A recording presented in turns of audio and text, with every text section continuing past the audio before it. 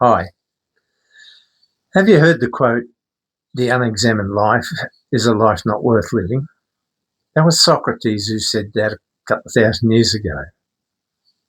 And the truth of that is profound. You know, we have created for ourselves, each and every one of us, an idealized sense of self, an idea, a conceptualized identity. It's called the ego. And we've mistakenly believed that that is who we are, this thought-based identity. But it's not that at all. You know, it who you are is the pure awareness, the intelligence that runs this physical system. You are the essence of life itself, having an experience as you. You are God itself, having an experience as you. You are life itself, having an experience as you. So how do we get out of this and come home to this? Well, it's through that examination of what's going on in our circumstances and in the events of our life that we begin to unravel this thing and drop into nirvana, into the gold that exists within you. So let's have a look at this. For majority of people, thought is about the stories we place over the top of life. So we have stories about life, and we're dealing constantly with those stories rather than reality itself. And Byron Katie says that reality is much kinder than our thoughts about it. That's very, very true. So I'll give you an instance. When somebody dies and you hear, oh, they died too young. Rubbish. That is a thought that is placed over the top of reality. Reality is what it is and unfolds the way it does. Imperfection has to be perfection because it is what it is, regardless of mind. So when we place those thoughts over the top, we open ourselves up to pain and suffering, right?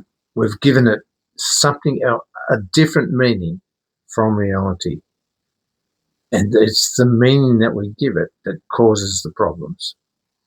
So this thought-based reality is based on a thought-based idea of who we think we are, which is thought-based is strengthened by the programming that we've all incurred as growing up.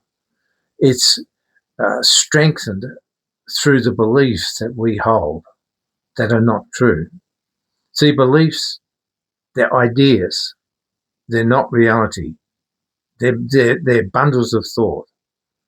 So begin to develop the awareness, the observer part of the mind, because you are the one that sees the thoughts. That is who you are.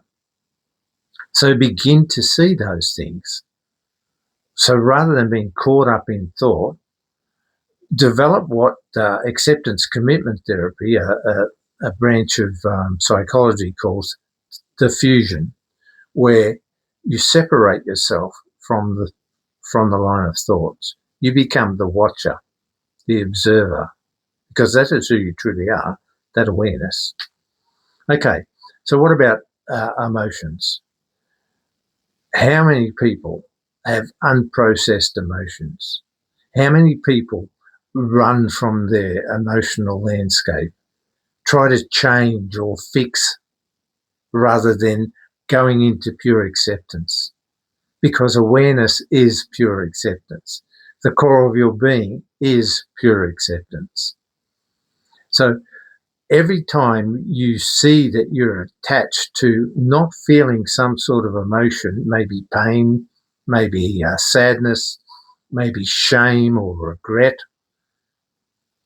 you need to look at those and become comfortable because you are not that emotion. They reside within you. But we believe that that's who we are. We're just stuck in this pain.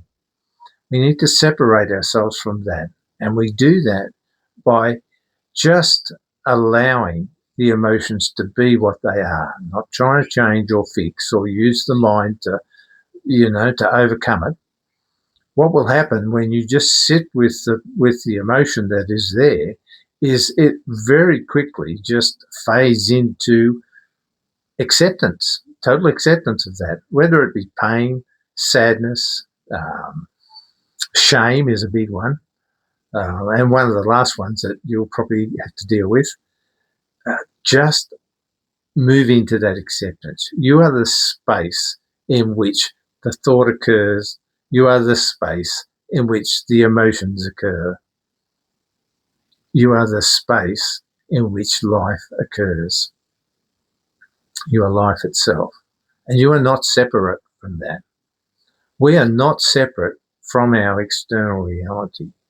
We're not separate from the sun. We need that, to live. We're not separate from the air. We need that to live. We are not separate from the water. We need that to live. We are not separate from food. We need that to live, etc., etc. There's no separation in life. Only the mind makes it so. And the mind makes opposition as well, because there is no opposition in reality.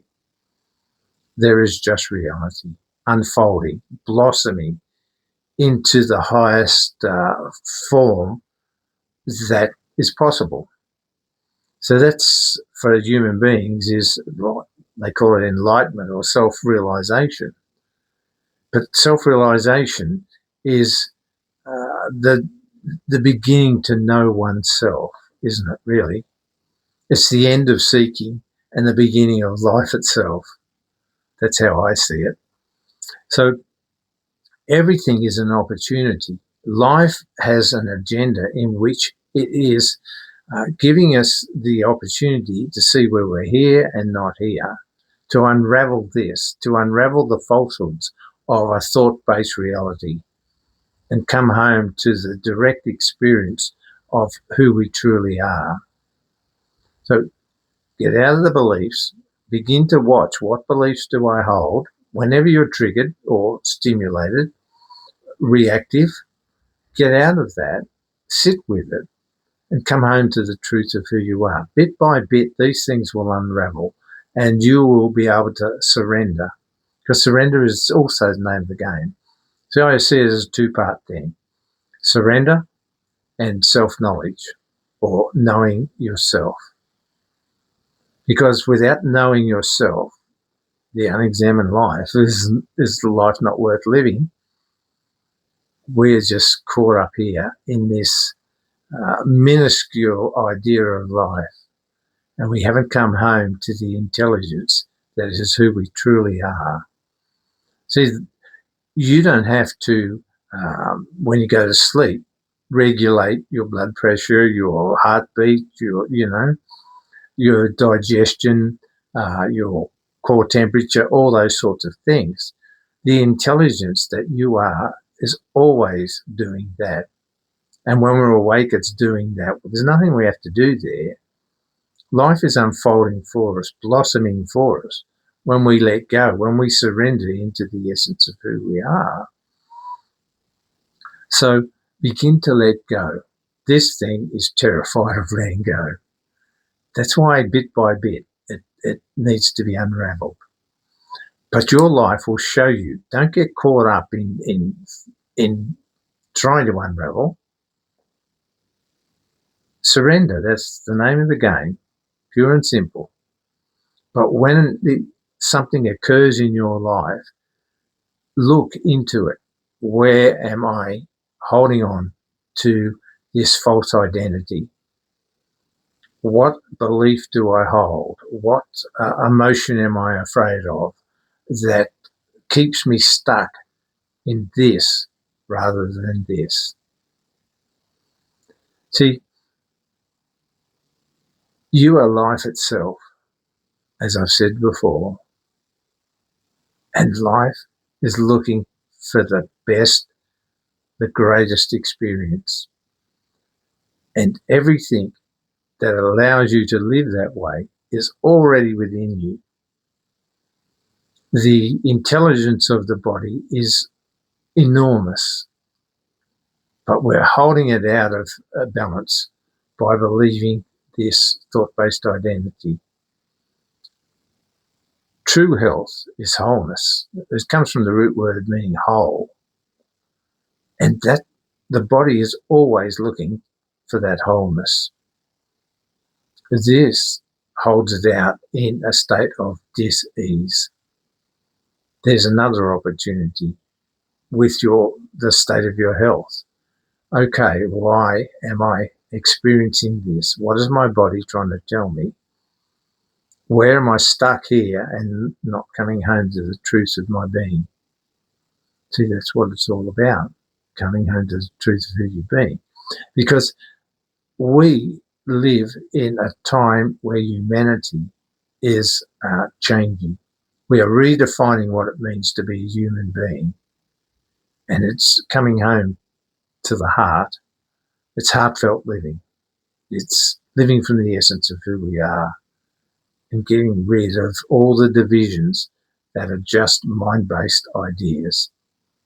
So we'll cover this a bit more at some stage, but I hope this helps, and truly I wish you all the best.